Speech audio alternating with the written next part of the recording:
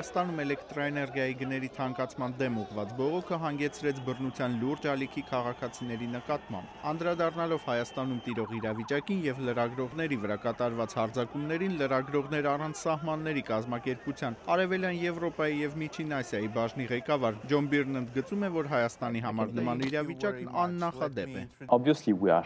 Մենք ցնցված ենք լրագրողների դեմ իրականացված բռնության աստիճանով, որն աննախադեպ է Հայաստանի համար 2008 թվականից ի վեր։ Բիրի խոսքով Հայաստանում ազատ խոսքի հետ կապված իրավիճակը հատկապես վատ թարացել է վերջին ամիսներին, ակամա գայթակղություն առաջացնելով տեղի ունեցած աննախադեպ բռնությունը կապել Հայաստանի Եվրասիական միության մուտք գործելու հետ։ Ակամա գայթակղություն է առաջանում կապել այս աննախադեպ բռնությունը Հայաստանի Եվրասիական միություն մուտք գործելու հետ, ու թեև այս պահին դրա ստույգ ապացույցները չկան, սակայն Եվրասիական միության հետ սերտ հարաբերությունների հաստատած բոլոր երկրներում հիմնարար ազատությունների դեմ ոտնձգություններ են կատարվում։ Ներկայացնելով իրադարձությունների պատմությունը Ամերիկայի ձայնի հետ հարցազրույցում մեդիա նախաձեռնությունների կենտրոնի Media AM կայքի պրոդյուսեր Գեղամ Վարդանյանը պատմում է, որ նախորդ գիշեր ոստիկանությունը փորձել է մեկուսացնել լրագրողներին, որից հետո նախատեսում էր ցրել ցուցարարներին։ Ոստիկանության առավոտյան կատարած հարձակման հետևանքով մեր հաշվարկներով մենք ենք հաշվել եւ գուցե թվերը կփոխվեն ժամանակի ընթացքում, բայց մեր հաշվարկներով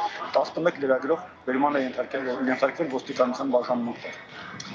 Եվ եւս 8 լրագրող ենթարկվել է հարձակման։ Վարդանյանի խոսքով, սակայն վերջին 10 տարիների ընթացքում ոստիկանների եւ լրագրողների հարաբերություններն անհամեմատ բարելավվել էին եւ տեղի ունեցածը հնարավոր է եզակի ընդհարում էր։ Լրագրող կոնֆլիկտաբան Արսեն Խառատյանն ընդգծում է, որ տեսաձայնագրող սարքավորումներով հագեցված դարում հնարավոր չէ լրագրողների տեսախցիկները մեկուսացնելով որևէ բան թաքցնել, չտեսնելով անմիջական կապ Եվրասիական միություն մուտք գործելու եւ Հայաստանի իրավապահների կողմից բռնություն կիրառելու միջև, Խառատյանը նշում է, որ անուղղակի կապ այնուամենայնիվ գոյություն ունի։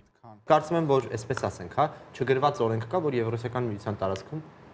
բողոքի հանրավակներ պիտի չլինեն։ Անդրադառնալով Հայաստանում տեղի ունեցող իրադարձություններին, ամերիկյան Washington Post օրաթերթը հիշեցնում է, որ ռուսական ընկերությունները վերահսկում են Հայաստանի տնտեսական կարևոր մի շարք ակտիվներ, այդ թվում երկրի էլեկտրացանցը, որի գների բարձրացման պատճառով էլ սկսվել էին բողոքի ցույցերը Հայաստանում։ Հայաստանի մեր բոլոր զրուցակիցները հույս հայտնեցին, որ իրավիճակը կընթանա խաղաղ ճանապարհով եւ հետագա բախումներ այլևս տեղի չեն ունենա։ Արման Թարջիմանյան, Ամերիկայի ձայն, Վաշինգտոնից։